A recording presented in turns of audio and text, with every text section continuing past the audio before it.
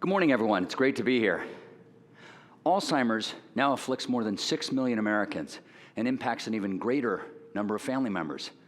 Like with so many disabilities, it's easy to focus on what an individual with Alzheimer's can't do anymore. But what happens when we push and celebrate what they can? I found magic in that choice, and I'd like to share how you might too. Alzheimer's is a type of dementia that affects memory, thinking, and behavior. It mostly affects people 65 and older, worsens over time, and has no cure. My grandfather died of Alzheimer's at 78, and in my last interaction with him, when I was in high school, he had no clue who I was, and it felt like I was talking with a shy but friendly 6-year-old. Since Alzheimer's is hereditary, I wasn't surprised when 30 years later, my dad, Merv, healthy and active, shared with us the results of a CAT scan, showing that his brain had shrunk and that he'd been diagnosed with mild cognitive impairment, essentially a euphemism of Alzheimer's. And there still was no cure, and little could be done to slow the disease.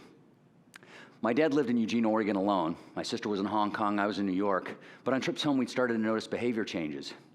He began to forget basic words and names, couldn't find his car in the parking lot, had difficulty following conversations, especially with more than one person.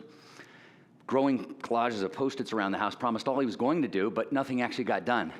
He talked for years about downsizing to a senior independent living center to make things simpler, but he never took action. Now, 2 years later, friends and family had growing concerns and were sounding alarm bells. So in early 2015, when I accepted a new job that wouldn't start for 4 months, I realized we had a rare window of opportunity to do something that we'd always dreamed of: bike across the country on the TransAmerica bike trail. The Trans Am was established in 1976 to help celebrate the nation's bicentennial and runs 4,200 miles from Yorktown, Virginia to Astoria, Oregon. Merv was always in great shape, and with a solid bike Sherpa, me, it seemed like this might be possible. But more importantly, it'd give me a chance to observe Dad up close. We'd be together 73 days, rarely more than 10 feet apart, and I could see how he was dealing with Alzheimer's. I could see for myself how he was dealing with his negative metamorphosis, this decline. We had just a few weeks to prep. In those 3 weeks, we cleaned out his house and listed it for sale. We got bikes, panniers, other basic gear. Then we did one test ride, 15 miles with a little weight, in the rain, in the dark, with a hill. Afterwards, Merv smiled. Dad, I told him, now all you need to do is repeat that about 4 times a day, with breaks in between, 1 day at a time, and we'll both get stronger as we go. When we pedal out of Yorktown in the cold rain on April 15th, it's clear that the first few weeks will be the toughest and either make us or break us. Day 2, I have to go to the bathroom. I pull over to the side of the road. No cars ahead or behind us on the highway. So I quickly lower my Lycra without getting off my bike, water the brush, and I'm ready to go. But then I look back and can't find Merv. His bike's off in the brush. He's nowhere in sight. I shout out, Dad, Dad. Nothing. Seriously, day 2, and I've already lost him. Just as I'm imagining headlines about a horrible, negligent son, Merv pops out from behind some trees, comes back to his bike. His legs are scratched up and bleeding from brambles, and I write this off as a little Midwestern modesty. Day 4, we get into the campground. Merv goes to the bathroom while I set up camp and make dinner. 45 minutes later, he returns. I make a mental note to check in on him on future trips. Day 5, Merv comes out of the bathroom in the morning with his Lycra shorts on inside out, the bright red padded crotch screaming like a bullseye. I quickly make him aware of his fashion blunder, get him squared away, and we're off. But this doesn't bode well for the day. We climb to the Blue Ridge Parkway, then head south. By noon, Merv's walking his bike. Okay, I think we adjust. I take his backpack and we begin pedaling again. But within 20 minutes, Merv's walking his bike again. Okay, we adjust. We shift weight several more times until there's no more weight for me to take, and now I look like I'm hauling my life's possessions. We finally just take a nap on the side of the road, demoralized, and decide to camp in the next town. But it's day 10 when we hit rock bottom. We camp out the previous night, temperatures drop below freezing. The problem is that Merv gets up as many as 5 times a night to go to the bathroom. And so by the time he manages to zip and unzip everything, get out, pee, return, his sleeping bag's cold. By morning, he's shivering and hasn't slept. And as I put my own mummy bag over him, we both think and say the same thing. This may be too much. But then I get some perspective. We've cycled 9 days straight, between 40, 76 miles each day with climbs, and we're still getting in shape. The town of Damascus is 21 miles ahead, so I call time out to keep our hopes alive. If we pedal gently into Damascus and then we rest for 20 hours. By morning, we're both smiling again, and we make 3 important adjustments. First, Merv, if the temperature is going to be 48 degrees or lower, we'll stay in a motel, even if it blows our budget. Second, Merv will keep his bike in a lower gear so he never has to shift, and he'll walk his bike as needed. And third, we'll pedal as far as we can in the time that we have, even if we can only get partway across the country. And with that time out, we cut off a dangerous spiral of negative thinking and are focused now on doing what we can. By day 21, with the hills of Virginia and most of Kentucky behind us, and after sending home 13 pounds of clothes, I start to regain confidence that we might pull this off. There'll be more challenges, thunderstorms, tornado warnings across Kansas, snowy mountain passes in Colorado. But on day 41, when we cross Hoosier Pass at over 11,000 feet, and now have 11,000 feet down to the Pacific Ocean, I know that as long as we're smart, we got this. We can pull this off. So far, I've highlighted Merv's metamorphosis, his decline, and how we were dealing with it.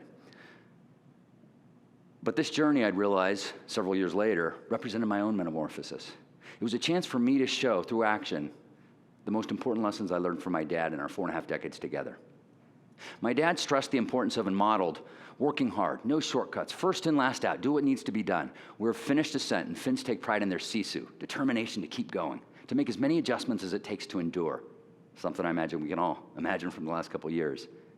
Well, on the Trans Am every day, I got to show my sisu. But my dad also talked about how important it was to love what you're doing and have fun. So, of course, we enjoyed mint juleps with a Kentucky Colonel, sidewalk steak barbecue at a bike store in Kansas, and like good enology students at UC-Davis, stops at wineries along the way. But most importantly, my dad taught the importance of being nice. And by nice, he didn't just mean pleasantries and playing by the rules. He meant really listening to others.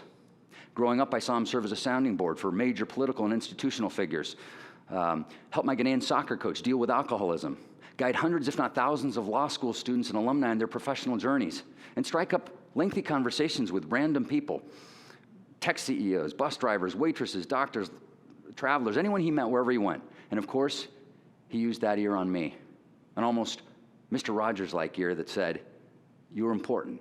I'm proud of you. How can I help?" When you travel by bike, people come up and talk to you a lot because you're vulnerable. And what starts with a curious, "Hey, where are you headed?" or "Where are you coming from?" can quickly turn into people sharing their own stories, especially if you use Merv's magic ear. So I began listening my way across country.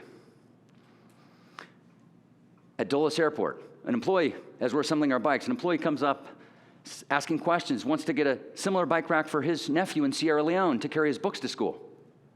Then a waitress shares her dream of going to New Orleans and the Grand Canyon. This guy's running across the country, hoping to meet the First Lady and inspire kids to run 100 miles in the school year. This couple shares the secret to their 66-year marriage. This young lady's on a gap year, biking across country by herself, but struggling to feel relevant compared to her peers, her friends at university. A former coal miner who's reinvented himself as a wildlife photographer and who tells you after all his surgeries how much he appreciates the sunset.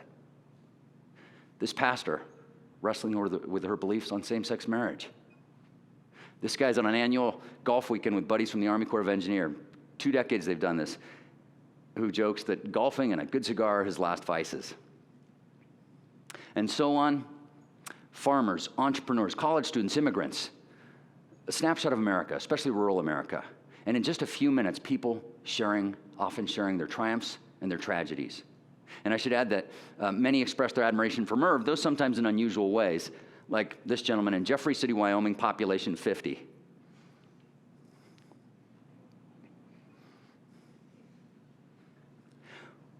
What would happen if we all listened deeply and created space for people different from us to share their stories without judgment?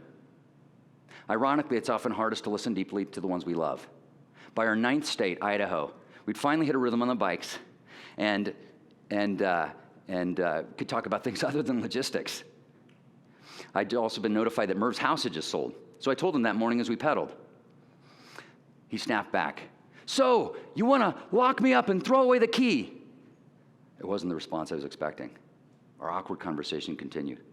When I mentioned the possibility of changing his physical New York Times subscription from daily to just the weekend, papers more than 10 deep were piling up on his table, he said, he fired back, "I studied political science, and you want to erase my entire existence." I said, "Dad, my biggest concern right now is how long it'll be before I get a call from the senior living center saying you can't be there anymore." "Why would that happen?" "Well, you might, for example, go into someone else's room." "Now, why would I ever do that?" That evening in our motel, I watched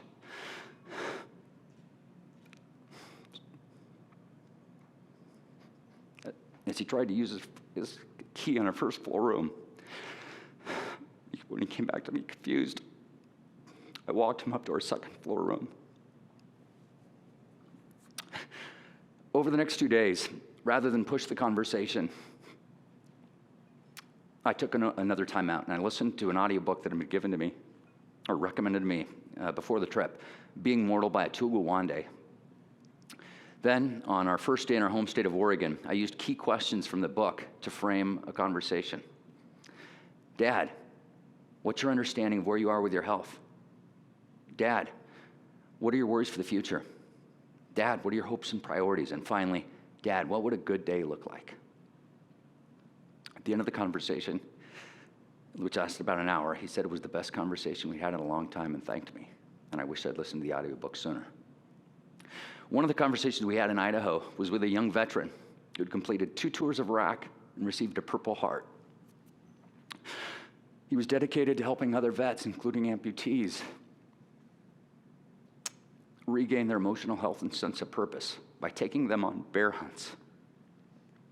Later, he'd get calls from their wives saying it was the happiest they'd seen their husbands in several years since returning from duty. Our cross-country cycling adventure was like Merv's bear hunt. For several years, he'd been navigating through a rising, frustrating seas of no's and can'ts, internal and external. Our 2-wheel bear hunt gave him the chance to feel powerful again. On our last morning, day 73 on the Oregon coast, we hit a stretch of state park, closed to traffic, and unexpectedly came upon a bear 30 meters ahead of us. And like with a bear of Alzheimer's, we stared at it directly, respected it as it crossed our paths, as it crossed the road. Then we continued our journey. Merv was never one to puff his chest, but over the next 4 years until the week he died, when people would come up and comment on his cross-country cycling feat, Merv would glow. He'd been unable on any given day of the trip to say where we started and where we ended, but give him the chance to pedal in the right direction and keep pedaling, Merv was capable of crossing the entire United States on a bike. Here comes Merv, here comes Merv. Approaching the highest point on the Trans Am, Hoosier Pass, 11,539 feet. Whoa! So, everyone in this room, I have 2 challenges for you. First, since we're here in Davis, a cycling mecca, the next time you're on a bike, strike up a conversation with someone you see along the way and really listen to their story. And second, find someone you love, and instead of worrying about what you can't do, find something you can and seize the day. Who knows what metamorphoses those 2 actions might start. Thank you.